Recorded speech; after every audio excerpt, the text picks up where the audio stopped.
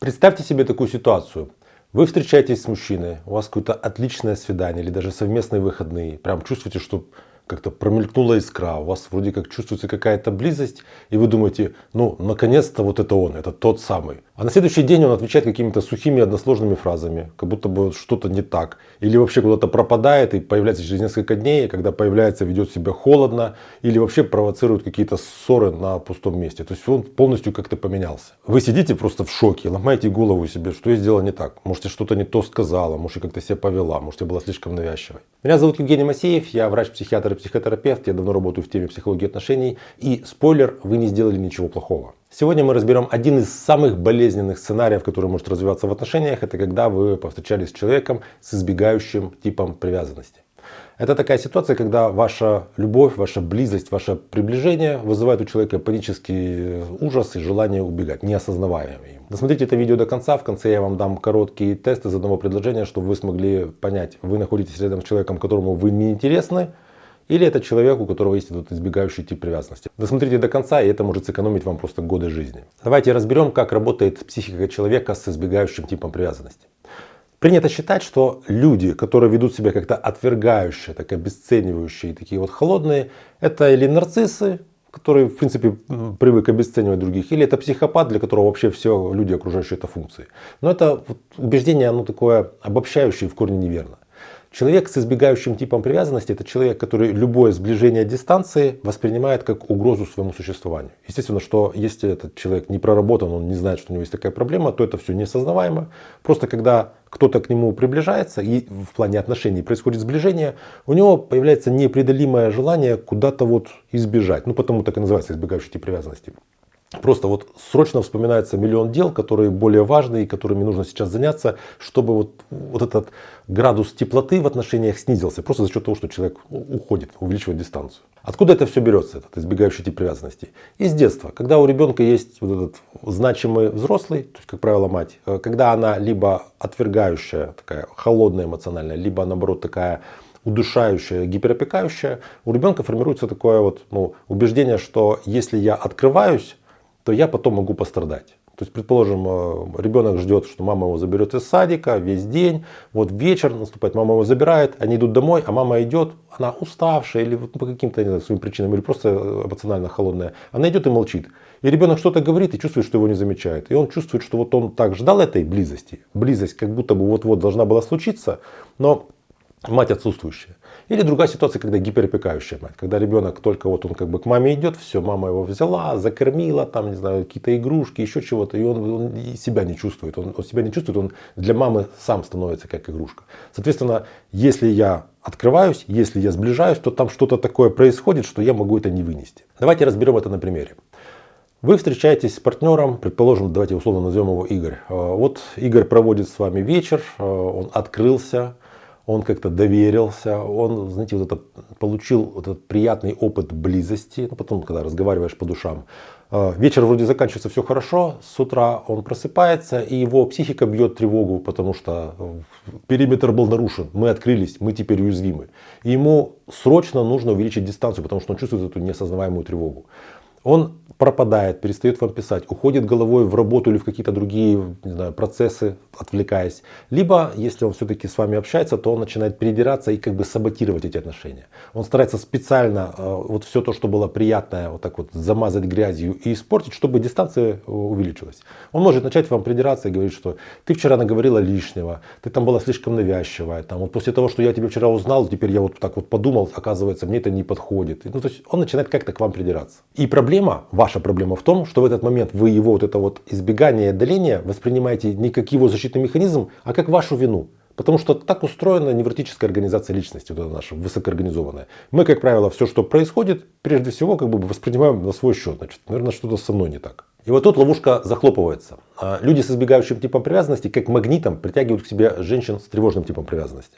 Когда такая женщина видит, что мужчина отдаляется, она испытывает тревогу, она боится, что ее бросят. Ну вот пример. Игорь замолчал, где-то пропал. Вы чувствуете тревогу и начинаете ему писать: «Привет, как дела? Ты где пропал? Я что-то не так сказала? Давай встретимся, может быть, с тобой поговорим».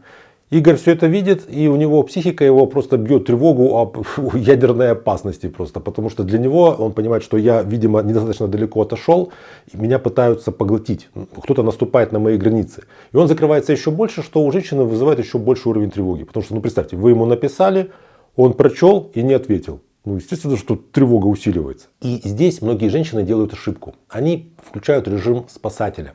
Они пытаются своей любовью, своей эмпатией, своим каким-то пониманием растопить сердце такого мужчины. Здесь включается вот эта вот мифологема из сказки о Снежной королеве, где Герда пыталась разморозить этого вот Кая. Женщина начинает придумывать для себя, наверное, он такой холодный, отстраненный, потому что бывшая жена его бросила, и он до сих пор еще вот от этой раны не отошел. Или семья у него такая была, родители у него были холодные, я сейчас возьму его и своим этим большим таким женским сердцем, вот этой любовью за двоих возьму, отогрею, он растопится и перестанет от меня убегать. Это огромная такая психологическая иллюзия, это когнитивное искажение.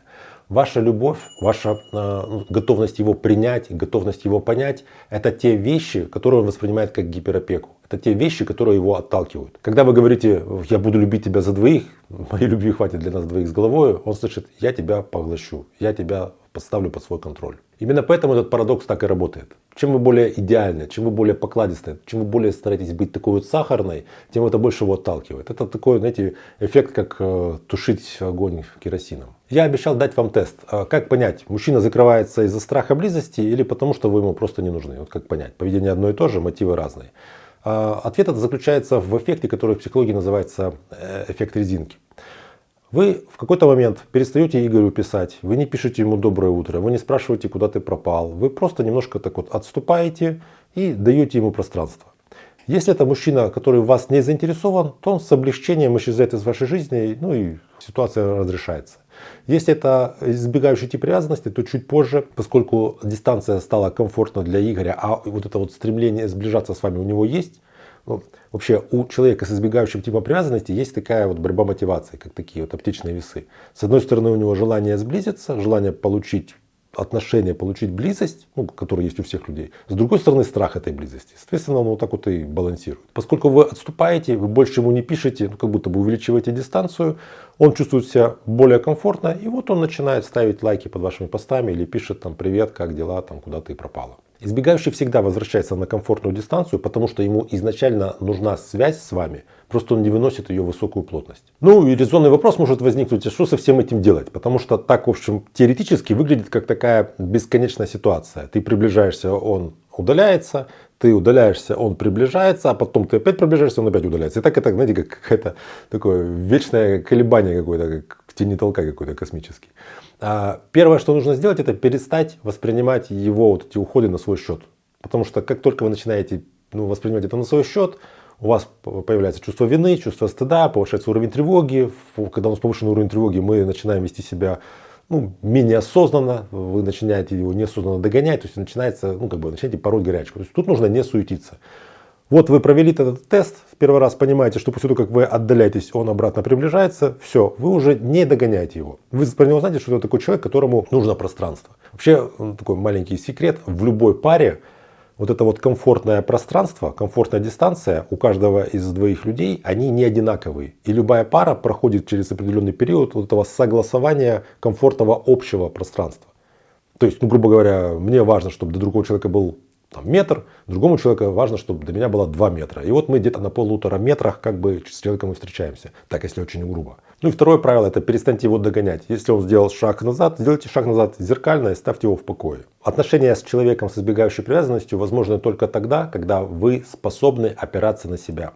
Когда вы не разрушаетесь каждый раз, когда он берет паузу, когда он не берет трубку, вы не попадаете в какую-то такую запредельную тревогу. Тут проблему нужно искать не в его холодности, а в вашей вот этой зависимости, в вашем высоком уровне тревоги. Почему в вас, а не в нем проблему нужно искать? Потому что мы можем решать проблемы в себе прежде всего. Решать проблему в другом человеке — это такая штука, знаете, неблагодарная работа. И понятно, что с такими глубинными сценариями, как, например, с тем, как научиться контролировать уровень своей тревоги и свой уровень толерантности к своей тревоге. С этим проще всего работать в рамках психотерапии. Напоминаю, что ссылка на запись на мою личную онлайн-консультацию находится под видео. Я работаю с клиентами по всему миру. Переходите, записывайтесь, будем с вами работать. Также в комментариях напишите, пожалуйста, узнали ли вы себя в нынешних или прошлых отношениях и каким образом партнер сбегал после моментов близости, что он говорил, какие были его оправдания. Я читаю все истории, мне очень интересно. Также всем людям, которые смотрят это видео, также будет интересно. Мы таким образом делимся опытом. Если тема для вас важна, ставьте лайк под видео, подписывайтесь на мой канал, чтобы не потерять меня. Берегите себя и своих близких, и до встречи в следующих выпусках.